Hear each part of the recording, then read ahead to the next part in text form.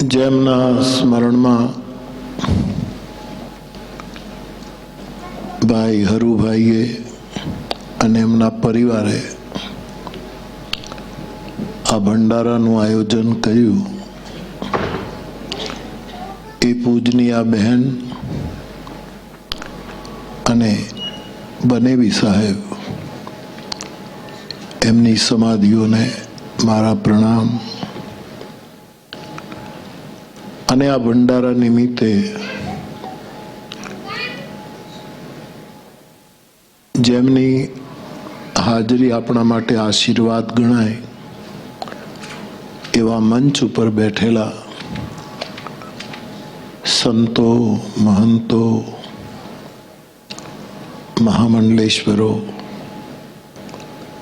અન્ય આપણા સમાજના સૌ પૂજનીય સંતો, માતાઓ, ભાઈઓ, બહેનો, આપ સૌને મારા પ્રણામ. જય સિયારામ.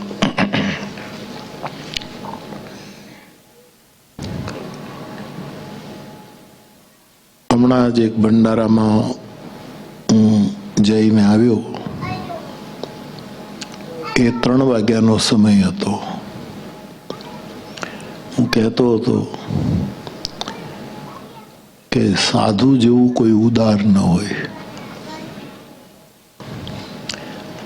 મારી સમયની મુશ્કેલીને લીધે હું આપણા સમાજના ભંડારાઓ કે મંડપો એને જે દિવસ અને જે સમય આપું એ સ્વીકારી લે. મંડપ ને ભંડારા તો મેં નાનપણમાં બહુ કર્યા છે, પણ કાળજાળ ગરમીમાં ભંડારા થયા હોય એવું કઈ દેખાતું નથી.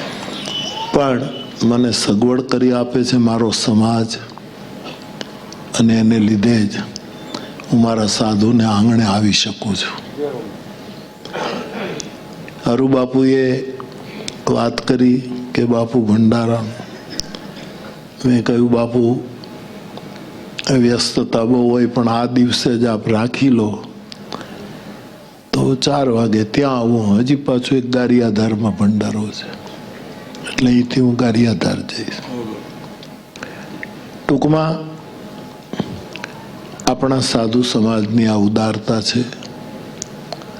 મેં હંમેશા કહ્યું છે, કયું કહેવા ખાતર નથી કીધું કે મારો આ માયલો એમ કહે કે હું આવું એટલે મારા મા બાપ જેવા બધા સાધુ સંતો, આ બધા મારા વડીલો, આપ સૌ રાજી થાઓ જ એ હું અનુભવું છું.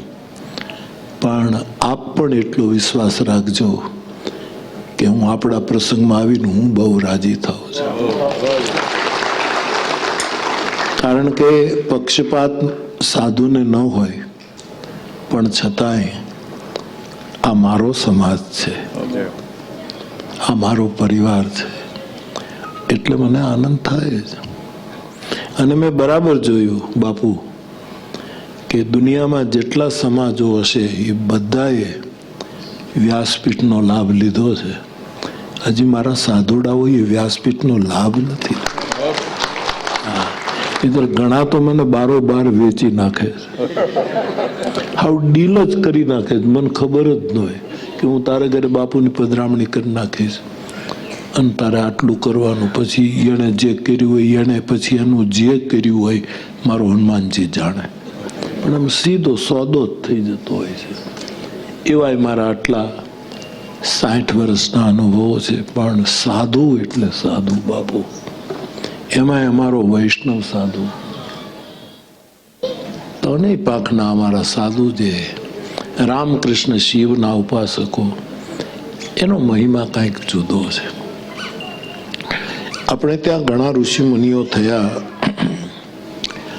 વેદો તો કોણે રચ્યા એ અપરુષે આપણે કહીએ છીએ કે વેદનો રચયિતા કોઈ નથી. એમ કહે છે કે બ્રહ્મા, પણ એવું કહેવાય છે કે બ્રહ્માએ તો 4 મુખે વેદો ગાયા, રચ્યા કોણે? ત્યાં બ્રહ્મા પણ સર્જક નથી લાગતા. બ્રહ્મા સૃષ્ટિના સર્જક છે. વેદના છે કે કેમ એ જરા મુશ્કેલી છે. એણે 4 મોઢે ગાયા વેદ. પછી એમ કહેવાય છે કે વેદનો પહેલા તો એક વેદ હતો, પછી 3 થયા, પછી 4 થયા, અને આ વેદનો જે વિસ્તાર એ વ્યાસ ભગવાને કર્યો એવું આપણે ત્યાં કહેવાય છે. જે હોય તે, પણ એ પરંપરામાં ઘણા ઋષિ મુનિઓએ, આપણા સાધુ સંતોએ સંહિતાઓની રચનાઓ કરી. મોટા ભાગના ઋષિ મુનિઓના નામે સંહિતાઓ છે. એમાં ઘણી સંહિતાઓ અત્યારે મળે છે, ઘણી નથી મળતી, ખાલી નામ મળે છે. અને કદાચ જીર્ણ શીર્ણ રૂપે મળે છે તો એમાંય જ્યાં સુધી હું જોઈ શક્યો છું તો એમાં પાઠભેદ થઈ ગયા છે.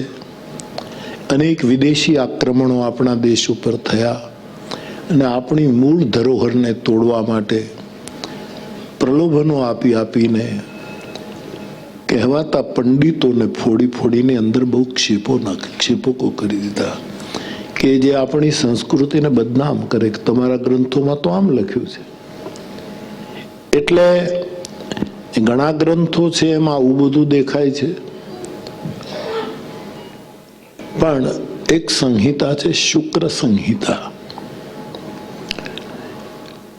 શુક્ર સંહિતા એક એવા ઋષિએ લખી છે કે જે દેવોનો ગુરુ નથી, દાનવોનો ગુરુ છે. શુક્રાચાર્ય દેવના ગુરુ બૃહસ્પતિ છે, આપણે જાણીએ છીએ, પણ શુક્ર એ અસુરોના ગુરુ છે. આપ સૌ જાણો છો ભાગવતની કથામાં કે બલિરાજા અસુર હતો અને એનો યજ્ઞ ચાલતો હતો અને વામન પધાર્યા અને 3 ડગલા પૃથ્વીની એમણે માંગણી કરી. ત્યારે શુક્રાચાર્યને ન ગમ્યું કે મારા યજમાનનું આ બધું જ લઈ જશે, આ વામન વિરાટ બનીને આને છલશે. એટલે શુક્રાચાર્ય યજમાનના પક્ષપાતી બનીને ઈશ્વર જેને ઓળખાઈ ગયો હોય પછી એને પક્ષપાત ન રહે. હવે આને ખબર પડી કે આ વામન વિષ્ણુ છે, આ વિરાટ છે, એને ઓળખાઈ ગયો શુક્રાચાર્ય. પણ પછી એને થયું કે મારા યજમાનનું બધું લઈ લે તો. એટલે એ કથા તો બહુ લાંબી છે, આપ જાણો છો, પણ એ સંકલ્પના જળમાં આપેલી જારીમાં એ શુક્રાચાર્ય સંકલ્પનું જળ ન નીકળે એટલે ઘૂસી જાય છે અને વામન ભગવાન દર્ભની સળીથી કે આમાં કંઈક ભરાયું છે એમ સળી નાળચામાં નાખીને શુક્રાચાર્યની એક આંખ ફોડી નાખે છે. એ બહુ પ્રચલિત કથા છે. પણ એ આંખ ફૂટીને પછી એમણે એક સંહિતાની રચના કરી. આ ઘણી વખત આંખ ફૂટે ને પછી જ ખબર પડે છે કે આંખ જતન કરવા જેવી હતી. એનો પક્ષપાત ગયો, આને હું આમ જોઉં, આને હું આમ જોઉં.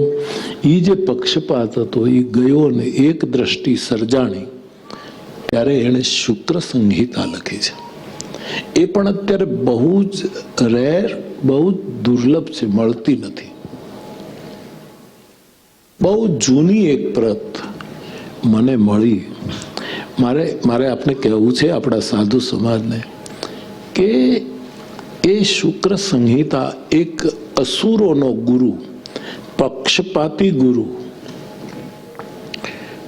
આપણો નરસિંહ મહેતો કહી ગયો કે પક્ષા પક્ષી ત્યાં નહીં પરમેશ્વર, ત્યાં ઈશ્વર ન હોય. આ માણસ સ્પષ્ટ પક્ષપાતી હતા.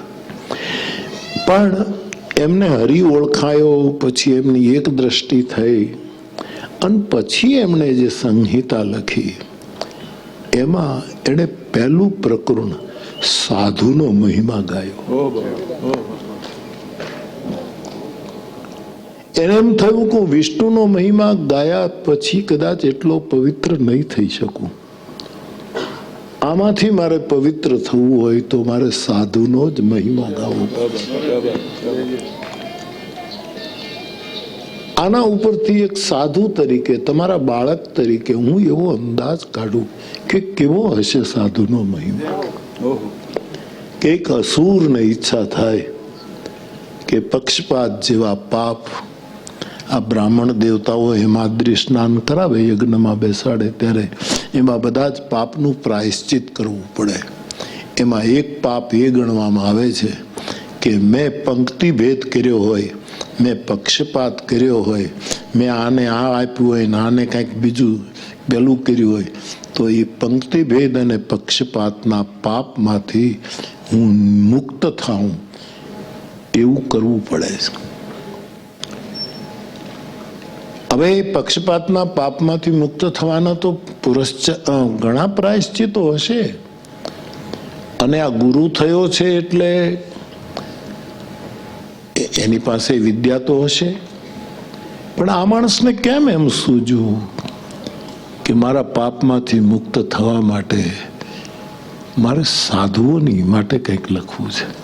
સાધુ એટલે મને આ એટલા માટે યાદ આવ્યું કે હમણાં બાપુ જેમણે ભજન અરુ બાપુએ પરિચય કરાયો, સાધુ રે પુરુષનો સંગડો કરતા, અવર પુરુષનો સંગડો ન કરીએ હરી, એ પાડે ભજનમાં ભંગ. એ સાધુ મહિમા ગવાતો હતો. એટલે મને ગામડાના માણસે પૂછ્યું, બાપુ અમે શાસ્ત્રોની બહુ વાતો ન સમજીએ, અમને રામાયણની વાર્તાની ખબર હોય પણ રામાયણમાં સાધુના લક્ષણો એ બધું અમને બહુ ન સમજાય. તમે શિક્ષક હતા તો શિક્ષક જેમ પહેલા ધોરણના છોકરાને શીખવે એમ તમે સાધુનું મને શીખવો. હવે મારે એના માટે પાછું નોકરીમાં દાખલ થવું પડ્યું. એ મારાથી 5-7 વર્ષે મોટો હતો, પણ ગામડાના માણસો જે અમુક કહેવાતા ભક્તો હોય ને, એ સાધુને પહેલા કનડતા, બહુ કનડે, ત્રાસ આપતા હતા. બાપુ તમને આની ખબર નથી, આની આટી ગોટી આવી છે, આની તો આમ છે, એવું બધું કરતા. એણે મને પૂછ્યું કે બીજું કઈ શાસ્ત્રની વાત નહીં, તમે પ્રાથમિક શાળામાં છોકરાને ભણાવતા, કક્કો બારખડી ભણાવતા હો, એવી રીતે સાધુનું મહિમા કે હવે આનું મારે કેમ કરવું બાપુ? આ તો હું શિક્ષકનું પીટીસી ભણ્યો એમાંય નહોતું આવતું, સરકારે કોર્સ નક્કી કર્યા એમાંય આવું નહોતું આવતું, મેં જેને ભણાવ્યા એ છોકરાઓએ આવું ક્યારેય પૂછ્યું નહોતું, અને આણે આવું પૂછ્યું. એટલે મેં કહ્યું કે કક્કો જે છે એમાં સ અક્ષર ક્યારે આવી, પહેલા તું ગોતીને મને કહે. ક, ખ, ગ, ઘ, ચ, છ, જ, ટ, ઠ, ડ, ઢ, ણ, ત, થ, દ, ધ, ન, પ, ફ. ભાઈ બને હું ભૂલી જાઉં તો કહેજો બાપુ, આમાં કે આ ધંધો વર્ષોથી મૂકી દીધો છે. અને હવે બરાબર છે, હું બોલતો હતો ક્યાં પહોંચ્યો હતો? પ, ફ, બ, ભ, મ, ય, ર, લ, વ, શ, શ, પછી અને દિને અને એવું બધું છેલ્લે આવી જાય ને બાપુ, પૂરું. ત્યારે મને આવું બધું યાદ હતું, છોકરાઓને ભણાવીએ. મેં એને કહ્યું કે સ એ કક્કામાં કેટલા નંબરનો? તો કે બાપુ એ મને આવડતું હતું, હું તમને શું કામ પૂછું? તે મને તો દાડીએ રાખ્યો છે. પછી મને એ વખતે જે સૂઝ્યું મેં કીધું કે સાધુ એટલે ક પછીનો જે બીજો અક્ષર છે ને, ખ, જેણે કોઈનું ખાધું ન હોય, આખી દુનિયાને ખવડાવ્યું હોય એનું નામ છે. હું પછી સાધુ આમ પ્રાસ મેળવતો ગયો કે કોઈનું ખાધું ન હોય, છેતરીને પણ બધાને ખવડાવ્યું જોઈએ, એનું નામ સાધુ. ત્યારે મેં કીધું લખતો હોય તો લખતો પણ સાધુ.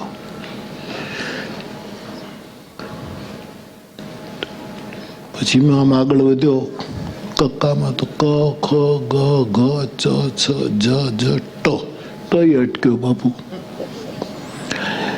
મેં કીધું જેને પોતે ટાઢું ખાતું હોય, બીજાને ઊના રોટલા ખવડાવે, એનું નામ સાધુ. લખી લેતું. આપણા સાધુ એ ટાઢા રોટલા ખાતા હોય બાપુ, અને આંગણે આવ્યો હોય, અથવા તો આંગણે આવેલા જમાડીને પછી જે વધ્યું હોય ટાઢું આપણો બાવો ખાતો. એટલે ટાઢું ખાધું હોય ને ગરમા ગરમ બીજાને ખવડાવ્યું હોય એનું નામ સાધુ. મને જોઈ રહ્યો કે આવું કેમ? મેં કીધું આ કક્કો છે, તું શીખે હોય. પછી પાછો હું મોપાટે ચડ્યો. બાપુ મને કહેતા તો જો ભાઈ તમને આવડતું હોય તો ક ખ ગ ઘ ચ છ જ જ ટ ઠ ડ ઢ હણ ત થ પછી ડ ટ ઠ ડ ઢ હણ ત થ પછી બ બ. જેણે બધું છૂટથી વાપર્યું હોય, કોઈ દી બાધું ન કર્યું હોય એનું નામ સાધુ. બાધા રૂપિયા કર્યા જ નહીં, બધું પરચૂર્ણ વાપરી જ નાખ્યું હોય. આપણે કહે ને બાધો રૂપિયો કરી લ્યો. જેણે કોઈ દિવસ બાધું ન કર્યું હોય, સંગ્રહ ન કર્યો હોય એનું નામ સાધુ. એ તો લખતો ગયો સાહેબ. પછી બ, પછી શું આવે? બ ભ મ ય ર વ લ શ. અને સાધુ તો છે. આવી મેં બાપુ ભણાવ્યું. સમજ્યા? પછી મને ખબર પડી કે એણે ગામમાં શનિવારી મંડળ હતું બાપુ. એટલે શનિવારને દિવસે બધા ભેગા થાય ને હનુમાન ચાલીસા કરે. પછી આ જે ભગત હતો ને એને બધા કહે તમે કંઈક સત્સંગ કરાવો. એટલે મારો ભણેલો હતો ને એને આ કક્કો માંડ્યો બાપા કે તમે ક્યાંય નહીં સાંભળ્યો હોય. આ સીધું ઉતરેલું તત્વજ્ઞાન છે. અને હકીકતમાં આવું કોણે કીધું હોય એ એણે પછી ત્યાં રજૂ કર્યું બાપુ. એટલે સાધુની વ્યાખ્યા બહુ સરળતાથી થઈ શકે, ગહન. પણ મને એટલા માટે ગમ્યું કે બાપુ જે ગાતા હતા, સાધુ પુરુષનો સંગડો કરતા. એ સાધુ કયો? ત્યારે શુક્રાચાર્ય મને યાદ આવ્યો. એને સાધુ પછી સાધુનો મહિમા કરતા એ અસુર ગુરુ કરે છે. અમના અબુદ્ધ્યા અચેતસા અહંકારા નહ. જેમ પ્રત્યેક માણસને મન, બુદ્ધિ, ચિત્ત અને અહંકાર એવું એક આપણું અંતઃકરણ હોય છે. દરેક માણસને મન હોય, બુદ્ધિ હોય, ચિત્ત હોય ને અહંકાર. શુક્ર સાધુનો મહિમા ગાઈને કહે કે સાધુ હોય એને અંતઃકરણ તો હોય જ, એને મન હોય, બુદ્ધિ હોય, ચિત્ત હોય, અહંકાર. પણ અસુર ગુરુ કહે કે સાધુ અમના હોય છે. અમન. અને અમનનો અર્થ થાય છે શાંતિ. સાધુ શાંત હોય છે. આપણે ત્યાં કહેવાય છે શાંતિ પમાડે એને સંત કહીએ. શાંત હોય એનું નામ સાધુ. કારણ કે મન હોય તો ઉત્પાત હોય, મન હોય તો સંકલ્પ વિકલ્પો હોય, મન હોય તો ઈચ્છાઓ હોય. ઈચ્છાઓ પૂરી ન થાય તો મન નિરાશ થાય, ઈચ્છાઓ પૂરી થાય તો મનમાં વળી પાછું મદ ચડે. પણ સાધુ એ છે કે એને મન નથી હોતું. હમણાંના ભંડારામાં કે વૈષ્ણવ સાધુ એ વિષ્ણુ રૂપ છે અને વિષ્ણુને મન નથી. એ વિષ્ણુનો અવતાર.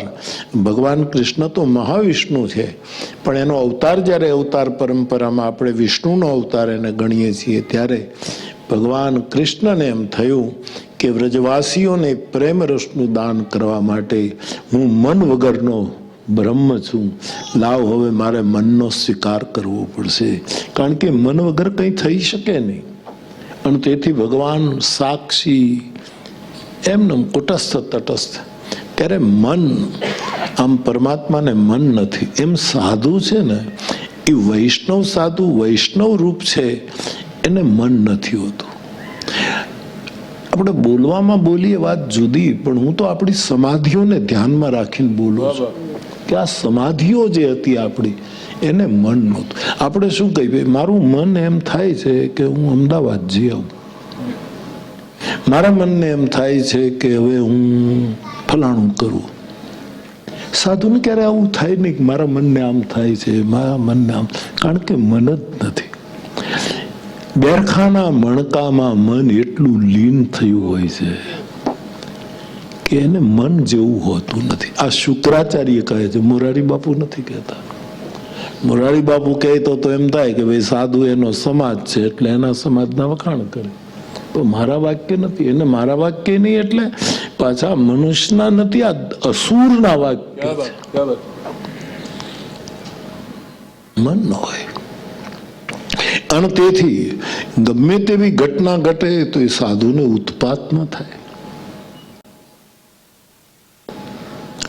આપણી સમઢિયાળાની ગંગા સતીએ પાનબાઈને શું કીધું કે મારી પાસે જે તત્વજ્ઞાન છે એ પાનબાઈ તારે જોતું હોય તો મનરે મેલીને પાનબાઈ આવો મેદાનમાં. તું મન મૂકી દે. એ મન તારું હશે ત્યાં સુધી ઉહાપોહ કરશે. એ પાત્ર હલતું હોય તો એમાં પાણી નાખીએ.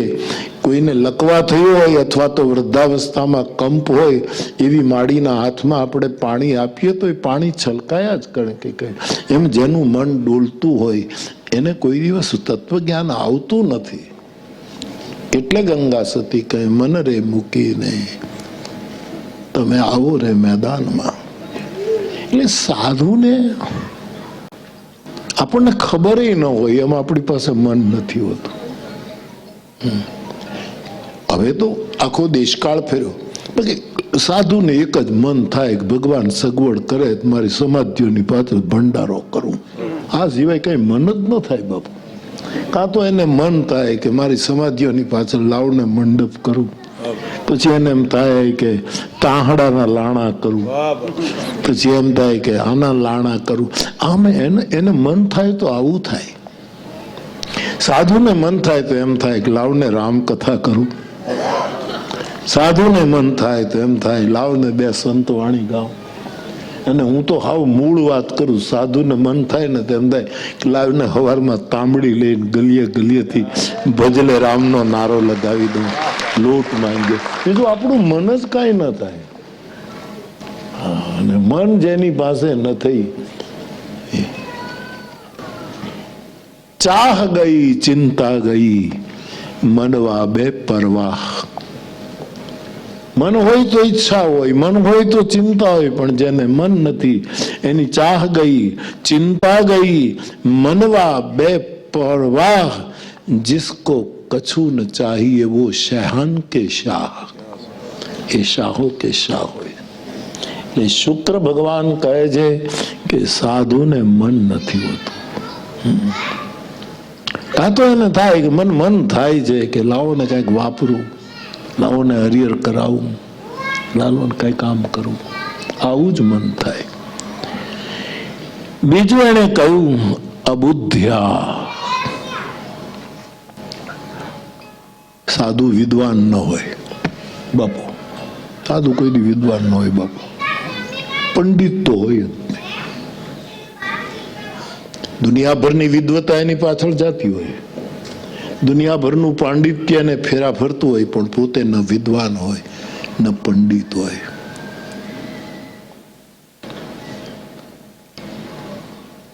એ ભજનાનંદી હોય.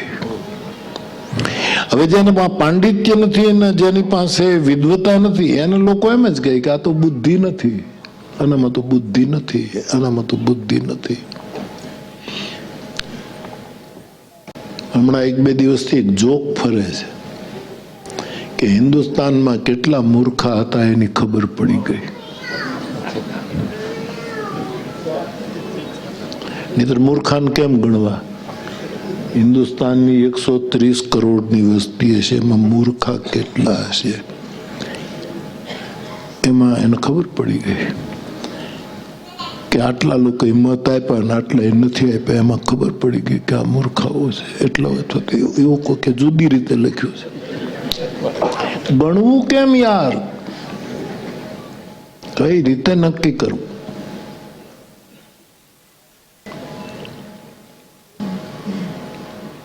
સાધુ અબુદ્ધ્યા હોય તો એનામાં બુદ્ધિ નથી?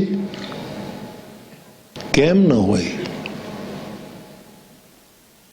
સંત સુમતિ તિય સુભગ શ્રૃંગાર.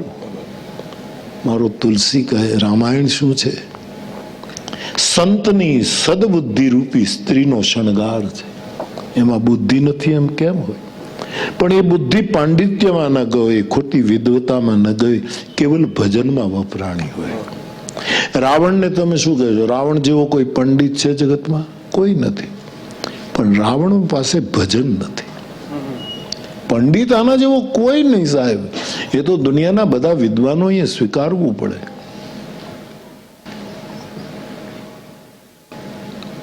પણ ભજન નથી. એ પોતે જ કહે છે કે હોય ભજન નહીં તામસ દેહા. હું ભજન નહીં કરી શકું, માળા નહીં ફેરવી શકું. મારો મોટો વાંધો આ છે. હું પંડિત છું પણ ભક્ત નથી. મારી પાસે બુદ્ધિ છે પણ રસ નથી. એટલે અબુદ્ધ્યા કીધા. સાધુતા એ બુદ્ધિ પ્રધાન નથી હોતી, હૃદય પ્રધાન હોય છે, રસ પ્રધાન હોય છે, ભજન પ્રધાન હોય છે. કોઈ વિદ્વાન કહે, કોઈ પંડિત કહે, ના કહે, શું ફરક પડે? અબુદ્ધ્યા. પછી કહ્યું બધાને ચિત્ત હોય પણ સાધુને ચિત્ત ન હોય. ચિત્ત હોય તો ચકડોળે ચડે ને. ચિતડું હોય તો હેરાય, ચિતડું હોય તો ભટકે.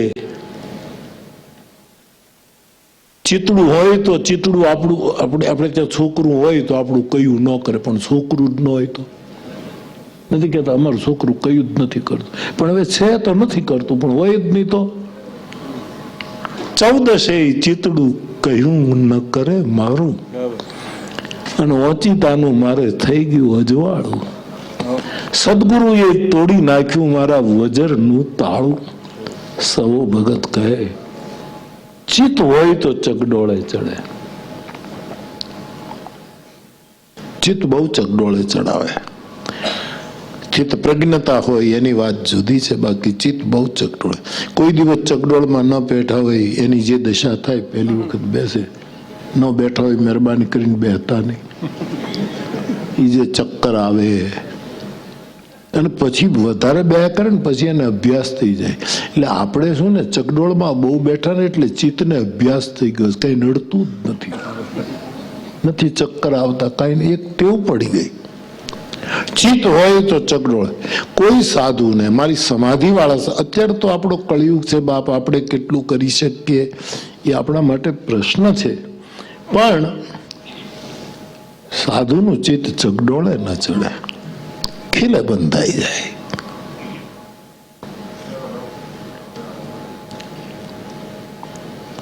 હમણાં સવારે જ હું ઉદયપુરમાં હતો, તે પેલો કે એક તારો હતો, તો એલા ભાઈએ લીધો, એક અમારા સંન્યાસી હતા એને લીધો, તે અમે ઓલું ફેરવા માંડ્યું.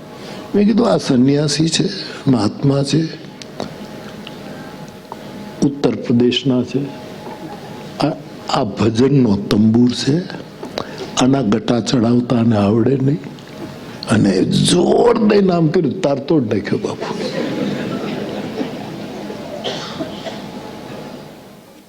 વિક્રયતુ કામાન કિલ ગોપ કન્યા મુરારી પાદાર્પિત ચિત્ત વૃત્તિ.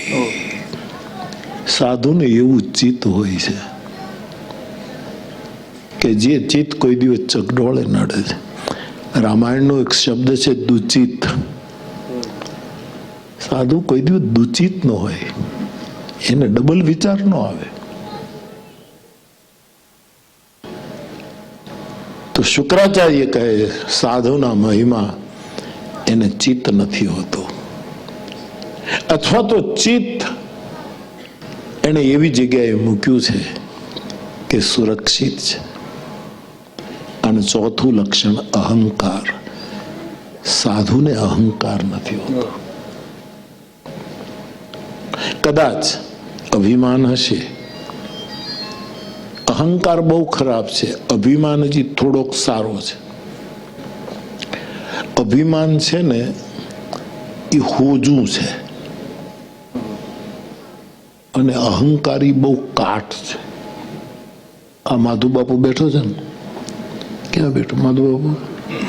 માધુ બાપુ, હું અમરદાસ બાપુની સાથે એમ ફરતા હોય ને ત્યારે એક દિવસ અમરદાસ બાપુનું માથું ચડ્યું. બાપુ માથું ચડ્યું, નહીતર એનું ચડે નહીં.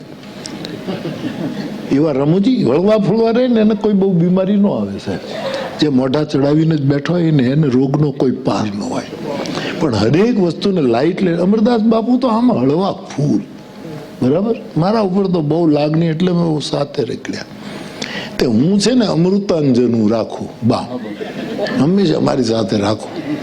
મારી મા અમને અમૃતાંજન લગાડતા, એક હિંગાષ્ટકની ફાંકી રાખું અને સુદર્શન ચરણ હમણાં હવે નથી લેતો, નહીતર સુદર્શન ચૂર્ણ સવારના પોરમાં મા અમને સુદર્શન ચૂર્ણ પીવડાવે.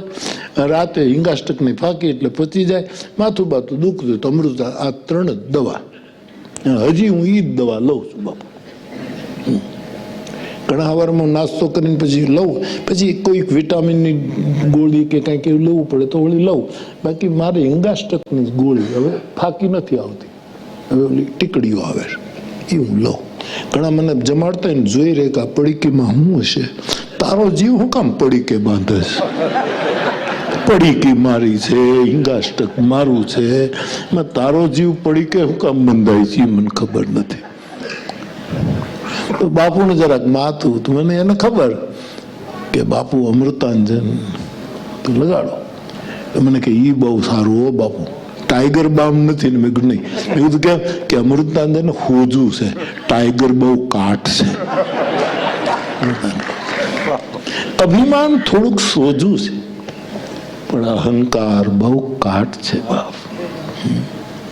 અહંકાર રાવણને છે, રાવણ કરતા કુંભકર્ણ અહંકાર છે.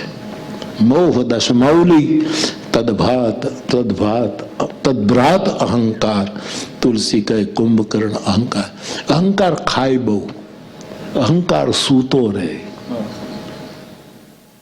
અહંકાર પીવે બહુ, અહંકાર 6 મહિના સૂતો રહે, એક દિવસ જાગે ત્યારે પાછું ખાઈને સૂઈ જાય. એનું નામ અહંકાર. એવા તુલસીદાસજીએ બધા રૂપકો કર્યા છે. એટલે બહુ બહુ ભયંકર અહંકાર છે. તુલસીદાસજી એમ કહે છે અહંકાર અતિ દુઃખદ ડમરુઆ. ડમરુઆ નામનો રોગ છે અહંકાર, ભયંકર. પણ અભિમાન સોજું છે. રાક્ષસને અહંકાર હોય છે, ઋષિને અભિમાન હોય છે.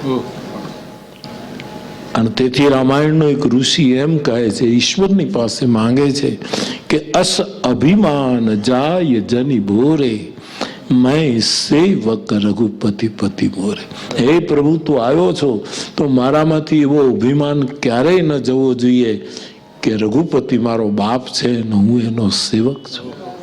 રામ મારો હરિ છે, મારો ઈષ્ટ છે અને હું એનો સેવક. આ અભિમાન કાયમ રહેજો, અહંકાર ન રહેજો. તો અભિમાન, સાધુને અભિમાન હોય જ. કોઈ દિવસ કોઈ એમ કહે મોટો પંડિત કે વિદ્વાન કે રામજી મંદિરમાં ટોકરી વગાડો છો, તો અભિમાનથી કહેવાનું કે કોઈને ઘરે ટોકરી નથી વગાડી. રાજાધિરાજ અખિલ બ્રહ્માંડનો નાયક છે એની ટોકરી. અમે સમાજના શંખ નથી ફૂક્યા, અમે રામ મંદિરના શંખ ફૂક્યા છે. અમે જગતની ઝાલરો નથી વગાડી, અમે જગતના નગારાઓ નથી વગાડ્યા, અમે અમારા ઈષ્ટની ઝાલરો વગાડી છે. આ અભિમાન હોવું જ જોઈએ.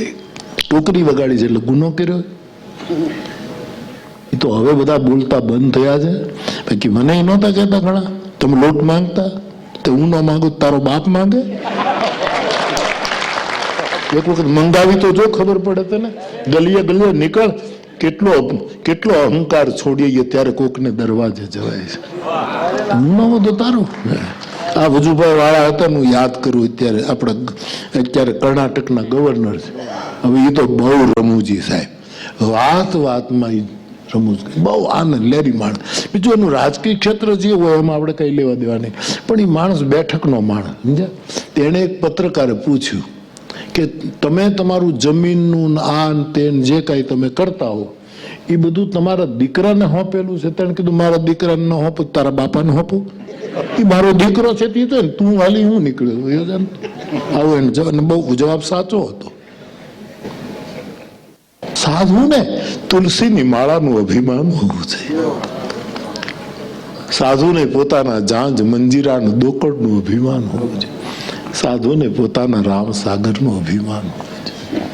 વૈષ્ણવી સાધુને પોતાની પાઘડીનું અભિમાન હોવું જોઈએ. વૈષ્ણવ તિલકનું આપણને ગૌરવ હોવું જોઈએ. આપણા બેરખા અને માળાનું કોઈનું નહીં તો આપણી સમાધિઓનું આપણને અભિમાન હોવું જોઈએ. અમારી એ સુગંધી સમાધિઓ, એ સજીવ સમાધિઓ એ હોવું જોઈએ. શુક્રાચાર્ય કહે છે, મોરારી બાપુ નથી કહેતો. મારે અહીંયા શું બોલવું તો હું નક્કી કરીને થોડો આવ્યો બાપુ, હું તો જ્યાં જાઉં ત્યાં ગોઠવાનું શરૂ થાવ. પણ ઓલા બાપુ ગાતા હતા ને સાધુ, શું હતું ભજન? સાધુ રે પુરુષનો સંગ જો કરીએ. એટલે મને એમ થયું કે આ સાધુ અને શુક્રાચાર્ય એટલે એક અસુર ગુરુ કહે કે મારે સાધુનો મહિમા ગાવો છે.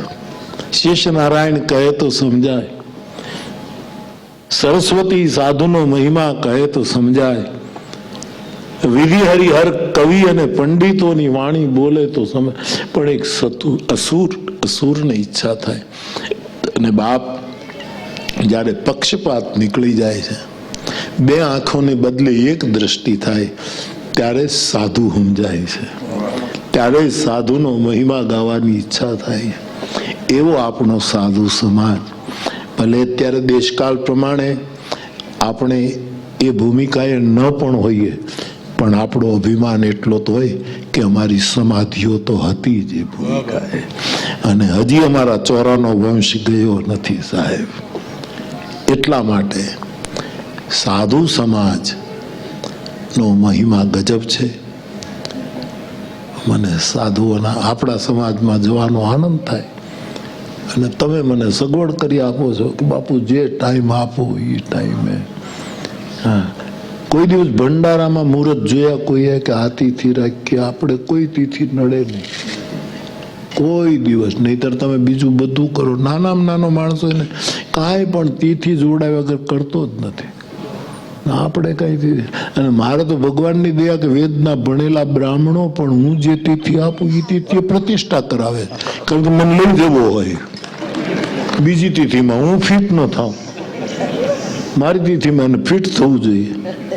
અને તેથી અમારા બ્રાહ્મણો છે એમ જ કે બાબુ યજ્ઞ કરવો છે. મેં કીધું યજ્ઞ તો આપણે કરવાનો, કઈ તિથિ રાખશો? કાંઈ આમ આડાવડું વૃદ્ધિ તિથિ રેખતા આવું કાંઈ છે તો કઈ તમે મૂકો ને બાપુ, તમે જે તિથિ કહો ને અમે શરૂ કરી દઈએ. ભદ્રમ કરણે બેસું. મારો કહેવાનો અર્થ એ સાધુ મહિમા ગજબ છે બાપ. હું સાધુના સમાજમાં જાઉં છું ત્યારે સાધુ મહિમા જ કહું છું, કારણ કે મને મારા સમાજનું જે ગૌરવ ગાવાનો આનંદ થાય. મને વિદ્વાનો પૂછે કે તમે રામાયણ ગાઓ છો, ત્યારે હમણાં મેં કહેવાનું શરૂ કર્યું કે હું રામાયણ નથી ગાતો. રામાયણ કોણ ગાઈ શકે? કોનું ગજું? હું તો મારા ગુરુને ગાઉં છું. રામાયણ હું શું ગાઉં? મારા ગુરુને બેઠો બેઠો ગાઉં છું. અને રામાયણ પાછો ગુરુ જ છે ને. સદગુરુ જ્ઞાન વિરાગ જોગ કે વિભૂત વૈદ ભવ ભીમ રોગ કે. તો એવો સાધુ મહિમા છે બાપ.